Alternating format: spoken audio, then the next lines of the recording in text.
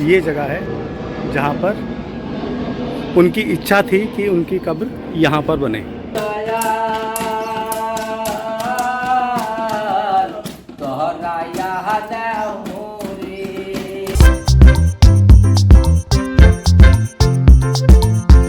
Hello guys, new day, new vlog, new location. तो आज मैं आ गया हूँ आपको लेकर मुग़ल दौर के आखिरी बादशाह और बड़े ही बदनसीब बादशाह बहादुर शाह जफ़र के महल पर, जिसको ज़फ़र महल भी बोला जाता है, जो दिल्ली मेहरौली में लोकेटेड है। यहाँ अगर आने की बात करें तो nearest metro station Qutub Minar का है और एंट्री बिल्कुल फ्री है, तो आप कभी भी यहाँ पर आ सकते हैं। तो व्लॉग स्टार्ट करने से पहले आपसे मेरी रिक्वेस्ट है, अगर आप मेरे चैनल पर न्यू हैं तो प्लीज़ मेरे चैनल को सब्सक्राइब कर दीजिए और वीडियो को लाइक कर दीजिए। तो स्टार्ट करते हैं ज़फ़र साहब के महल का ये व्लॉग। तो गाइज़, ये है जफ़र महल, अंतिम मुग़ल सम्राट बहादुर शाह जफ़र द्वितीय का खंडर हो चुका ग्रीष्मकालीन महल, जो कि मुग़ल काल का ये आखिरी महल है, ये आखिरी स्ट्रक्चर है उनका बनाया। तो गाइस, आप सोच रहे होंगे कि मैंने बदनसीब क्यों कहा। बदनसीब कहने के पीछे एक बहुत ही बड़ी स्टोरी है जो कि बहुत दुखदाई है। ये मैं आपको बताता रहूँगा समय समय पर चलते चलते। तो अभी चलते हैं आगे और स्टार्ट करते हैं, दिखाता हूँ मैं आपको अंदर से महल। ये जो आप गेट देख रहे हैं, इसकी हाइट लगभग 50 फीट की हाइट है और लगभग 12 मीटर की चौड़ाई है। इतनी हाइट रखी गई है कि एक हाथी आराम से गुजर सके इसके अंदर से। ये दिखाता हूँ मैं आपको। ये देखिए 50 फीट इसकी हाइट है, ये देखिए, और चौड़ाई जो है इसकी लगभग 12 फीट के आसपास है, 11.5। तो अभी इसके अंदर चलते हैं और अंदर जाके देखते हैं। बड़ा ही मजबूत इसका गेट, इतना पुराना हो चुका है बट अभी भी मजबूती से खड़ा हुआ है और टिका हुआ है। अंदर चलते हैं, अंदर से भी देखेंगे। ये देखिए,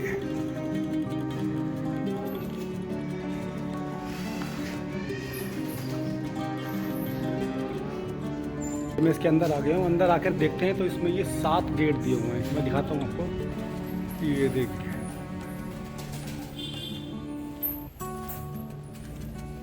ये 7 गेट हैं। एक गेट ये इधर दिया हुआ है, ये यहाँ से।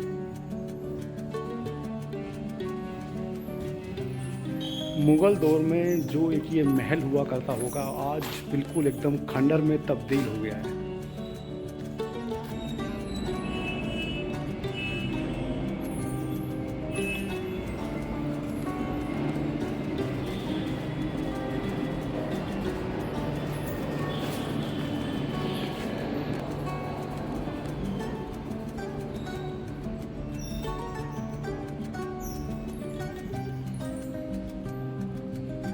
अंदर की तरफ दिखाता हूँ मैं आपको। ये देखिए,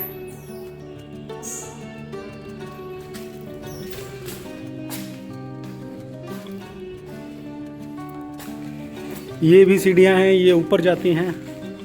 तो अभी हम इनसे नहीं जाएंगे, देखते हैं अभी आगे की तरफ। और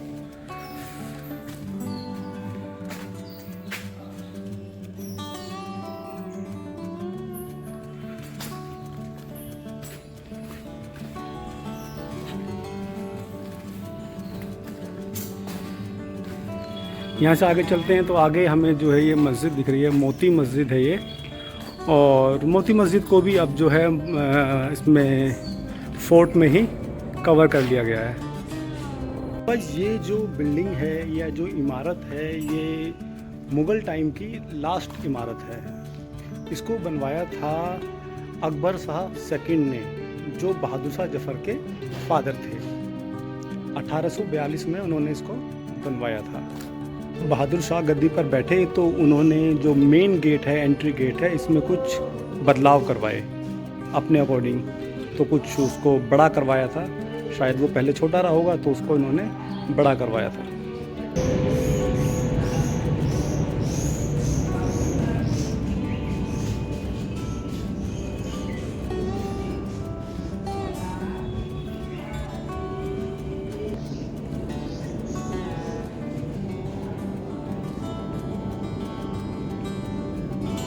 इस महल में एक गुम्बद भी है, वो मैं दिखाता हूँ आपको।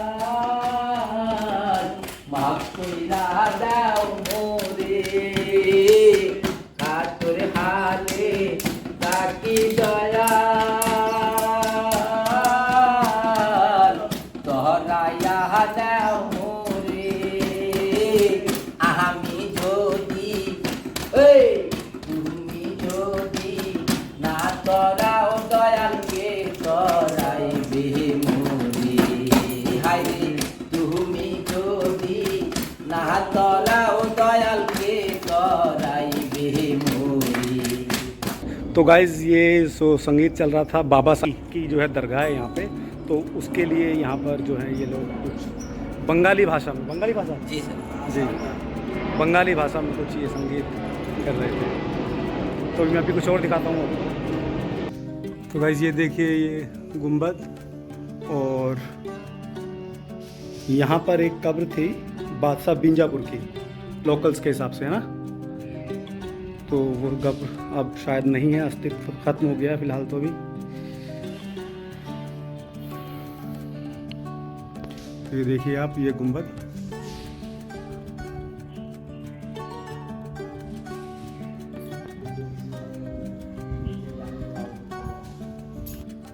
तो बस आगे चलते हैं और मैं दिखाता हूँ कुछ और आपको। महल के पास ही बाबा काकी की दरगाह है, जिसके ये कुछ लोग जो हैं लोक संगीत यहाँ पर अपनी बंगाली भाषा में गा रहे थे, तो उसकी भी मैंने ये वीडियो जो है बना लिया। आपको होपफुली ये आपको अच्छी लगी होगी।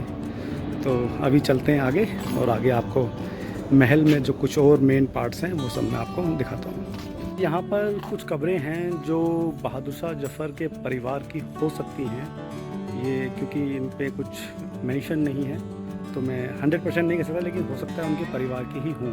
तो वो मैं आपको दिखाता हूँ एक बार। यहाँ इसमें अंदर की तरफ भी हैं, और ये कुछ ये बाहर की तरफ ये कब्रें हैं यहाँ पे।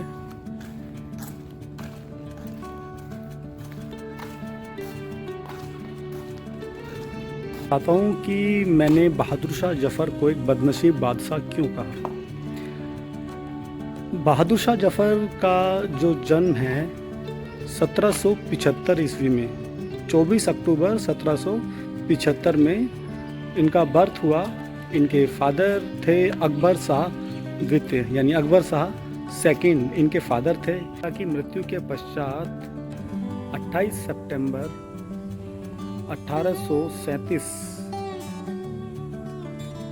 1837 को उन्हें मुगल बादशाह बनाया गया। भारत में मुगल दौर के आखिरी शहंशाह उर्दू के जाने माने शायर थे। 1857 के स्वतंत्रता संग्राम में इनका बेहद ही खास योगदान रहा। इन्होंने भारत के सिपाहियों का नेतृत्व किया। युद्ध में हार जाने के बाद अंग्रेज़ों ने इन्हें जो है पकड़ लिया, अरेस्ट कर लिया और इनको रंगून की जेल में डाल दिया, और वहीं पर इनका इंतकाल हो गया। तो बदनसीब मैं इसलिए कह रहा हूँ क्योंकि उन्होंने अपनी कब्र के लिए जो जगह मुकर्रर की थी इस महल में, वो जगह आज भी खाली पड़ी हुई है। तो वो जगह दिखाता हूँ मैं आपको। तो ये है वो जगह, यहाँ पर उनके परिवार की कुछ कब्रें हैं, और ये बीच में जो ये जगह खाली पड़ी हुई है, जहाँ पर ये घास इकट्ठी हो रखी है, ये जगह है जहाँ पर उनकी इच्छा थी कि उनकी कब्र यहाँ पर बने। लेकिन अंग्रेज़ों ने उनके इंतकाल के बाद उनकी कब्र रंगून में, यानी कि अब म्यांमार का पार्ट है, तो वहीं पर उनकी एक कब्र वहीं पे बना दी है, जिसको कि अब शायद मज़ार में तब्दील कर दिया गया है। तो अभी चलते हैं, अभी कुछ और दिखाता हूँ मैं आपको। कब्रिस्तान के जस्ट साइड में ही एक जो है मस्जिद है, मोती मस्जिद। इसको शाही मस्जिद भी हम कह सकते हैं, क्योंकि ये सिर्फ शाही परिवार के लोग ही इसको यूज़ करते थे, क्योंकि बड़ी छोटी सी मस्जिद है। तो वही मैं दिखाता हूँ आपको।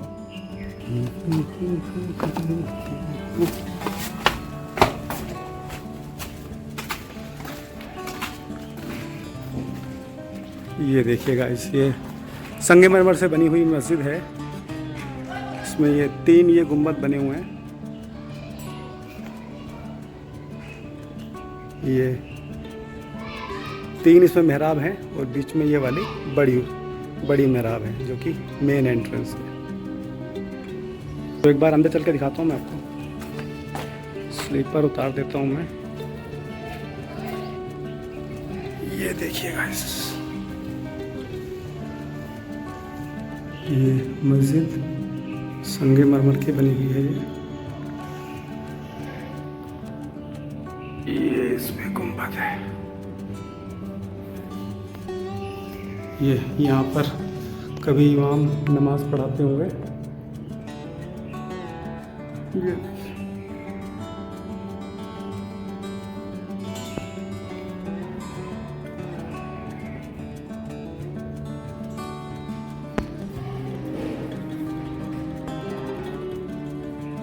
साफ़ सफाई हो रखी है। लोकल लोग कुछ आते होंगे साफ़ सफाई करने के लिए, क्योंकि यहाँ पीर की मज़ार भी है साथ में।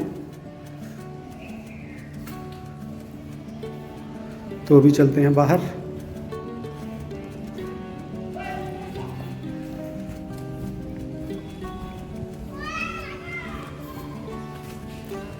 स्लीपर मैं पहन लेता हूँ अपने। तो गाइस, ये है शाही परिवार की मस्जिद जो भी मैंने दिखाई आपको। अभी चलते हैं, आपको महल के कुछ और पार्ट्स दिखाते हैं। ये कुछ और कमरे हैं यहाँ पे जो कि सब गिर चुके हैं अब ये, क्योंकि काफ़ी टाइम हो गया है बने हुए और रख रखाव शायद नहीं है, तो दिन पर दिन ये कमज़ोर होते जा रहे हैं।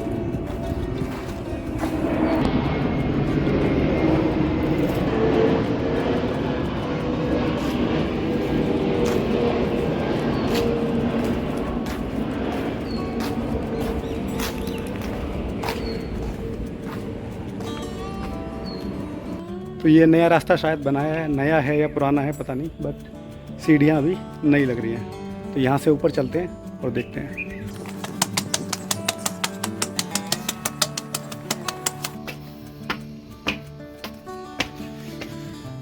यहाँ ऊपर आकर देखते हैं तो ये इसके सब खराब हो चुका है स्ट्रक्चर।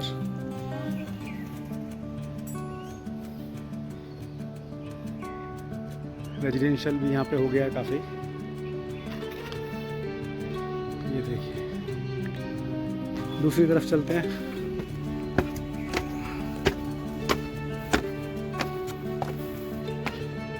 ये देखिए,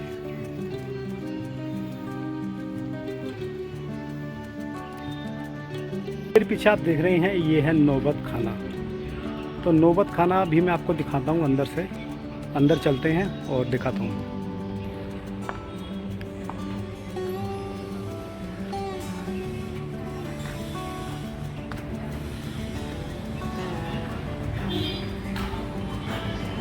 इसको देखें तो पूरा एकदम वाइट मार्बल से बना हुआ है और नीचे ये बलवा पत्थर का यूज़ हुआ हुआ है। ये देखिए, पर आज की डेट में ये सब वीरान पड़ा हुआ है।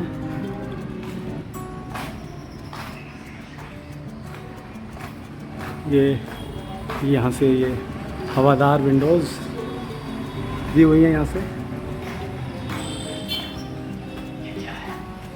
तो सोचिए उस समय की जो रंगत थी, उस समय की रंगत कितनी बढ़िया रही होगी, कितना बढ़िया समय रहा होगा।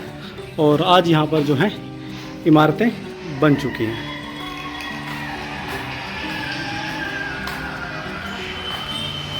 ये देखिए,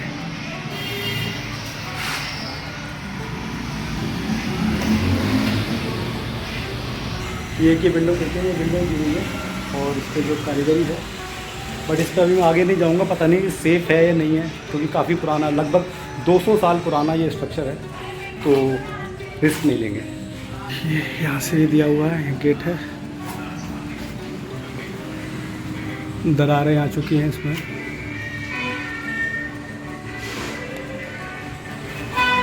जफ़र की बदनसीबी की अगर बात करें तो बहादुर शाह जफ़र हिंदुस्तान के बहुत बड़े स्वतंत्रता सेनानी थे। प्रथम 1857 में जो फर्स्ट फ्रीडम फाइट हुई थी उसमें उनका बहुत बड़ा योगदान था। उसमें हार जाने के कारण अंग्रेज़ों ने उन्हें जो है बंदी बनाने का फ़ैसला कर लिया। अब उससे बचने के लिए वो हुमायूं टॉम्ब, जो हुमायूं का मकबरा है, उसमें जाकर वो छिप गए, वो और उनके बेटे। अरेस्ट करते हुए ब्रिटिश जनरल हेडसन ने एक तंज कसा कि दमदमे में दम नहीं, खैर मांगो जान की, ए जफ़र अब ठंडी हुई तेग हिंदुस्तान की। तेग यानी कि तलवार की ताकत अब ठंडी हो चुकी है कि गाजियों में बू रहेगी जब तलक ईमान की, तो जफ़र साहब ने लंदन तक चलेगी तेग हिंदुस्तान की। और फिर जनरल हेडसन ने उनको जो है अरेस्ट कर लिया, उनको, उनके बेटों को, उनके पोते को अरेस्ट कर लिया और उनको जो है रंगून की जेल में डाल दिया। रंगून की जेल में डालने के बाद उनको जो है तरह तरह की यातनाएं दी गई।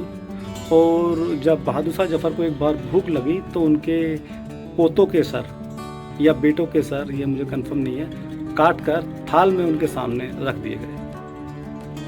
कितना जुल्म हुआ उन पर। बहादुर शाह जफ़र को इस बात का कोई गम नहीं था कि उनके बच्चे कुर्बान हो गए या उनको जेल में डाल दिया गया। उनको इस बात का बेहद मलाल था कि उनकी जो आखिरी ख्वाहिश थी हिंदुस्तान की मिट्टी में मिलने की, क्योंकि जो उन्होंने वो कब्र की जगह बताई थी अपनी कि मुझे यहीं दफनाया जाए, वो उन्हें वहाँ दफनाया नहीं जा सका और उन्हें रंगून में ही या म्यांमार में ही वहीं पे ही उनकी कब्र बना दी गई, जहाँ पर कि अब शायद एक मज़ार में वो तब्दील हो गई है। तो उनकी कुछ पंक्तियाँ हैं शायद आखिरी वक्त की, ये मैं आपको बताता हूँ।